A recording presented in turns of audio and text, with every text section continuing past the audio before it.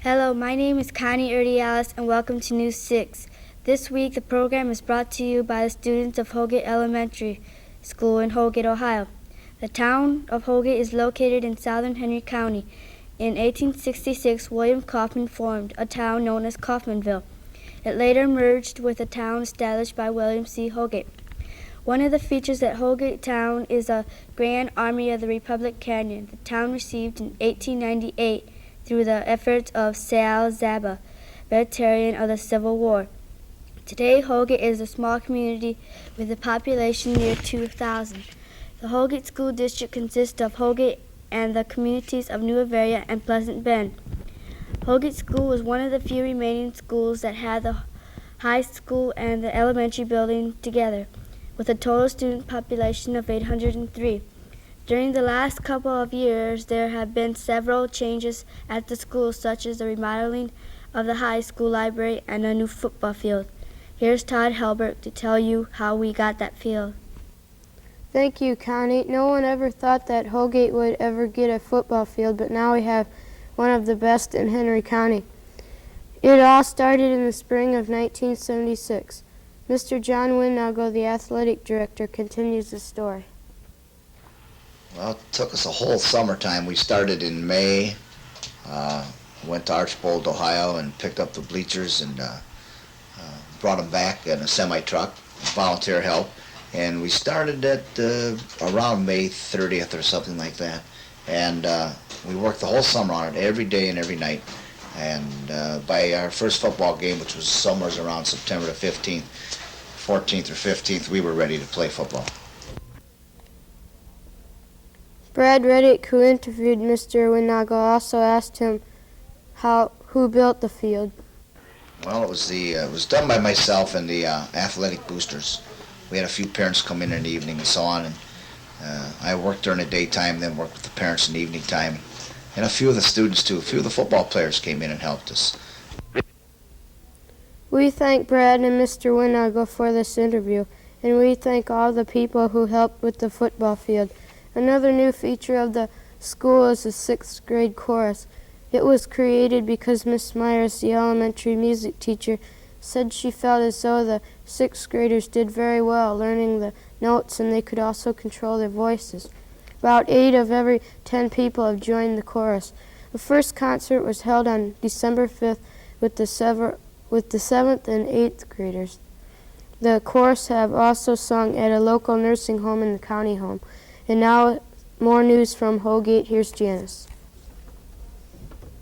One of the more exciting parts of the academic school year was the wood sculptures we made for art. We started with 8 pieces of wood and rearranged the pieces to balance out. We then glued them together. After we painted them, we found out that there was going to be a contest. Mr. Sunderman brought 2 teachers in, and they picked out the best painted of the sculptures. Keith Kuhn won first prize, and the rest were tied for second.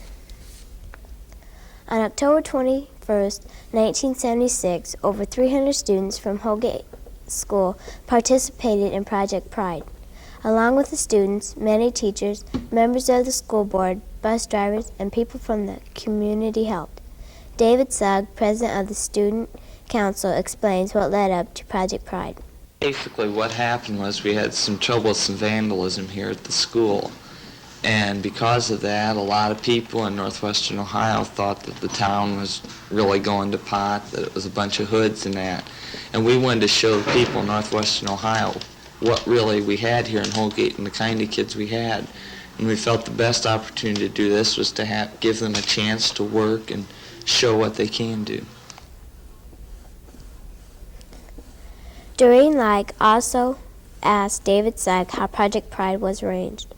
And after the vandalism, we got together and had a meeting and laid our plans, and we spent about 2 weeks planning it. And one afternoon, we just had all the kids get out of classes at about noon, and they went around raking yards for the elderly and washing some windows, and they did a lot of painting and cleaning up work around the school. Doreen asked if the idea of Project Pride was successful. I think so, because about 2 weeks after we'd had our project pride, we got a letter from a woman in Delta and a few other letters telling us that they really thought it was a great idea, and they had a bad opinion about Holgate, but now their opinion was changed, and they knew that we had a really good town. It was just a couple kids that was goofing it up for everybody. We thank David and Doreen for that interview. And now, here's Scott Weisner with more information about Holgate. Across the street from the school is the oldest two-story house in this part of Ohio. Built in 1865 of logs and concrete, this house has 7 rooms downstairs and 4 rooms upstairs. Jim Huffman from our class spoke to Dr. Paul Cooper, the present owner of the house. He asked who built the house. It was built by 6 Civil War veterans that were Confederate prisoners in Tennessee. After they were relieved from the prison, they came to Ohio and received a land grant to build 6 houses. Jim also asked what Holgate was like when the house was built. The area was in the center of the Black Forest, and there was trees all around Holgate, and Holgate was composed mostly of large trees that were cut down to build other houses. The house that this was built from was built of very big trees. They were about 22 inches across. They were all hewed and notched to match each corner. And the best logs came from the back of the house because it was next to a slough or a creek. We want to thank Dr. Cooper for his time and information, and thank Jim for the interview. The news from Holgate would not be complete without a mention of some of the more famous citizens. Comedian Joe E. Brown was born in Holgate. His house still stands on Randolph Street. He donated money to Holgate School for a baseball field, and his memory is kept by Holgate's naming State Route 18 Joe E. Brown Avenue. Another famous citizen is Eileen Dirk. She grew up in Holgate and graduated from the high school. In 1972, she became the first woman to reach the rank of admiral, which she held till 1975 when she retired. And now back to Connie.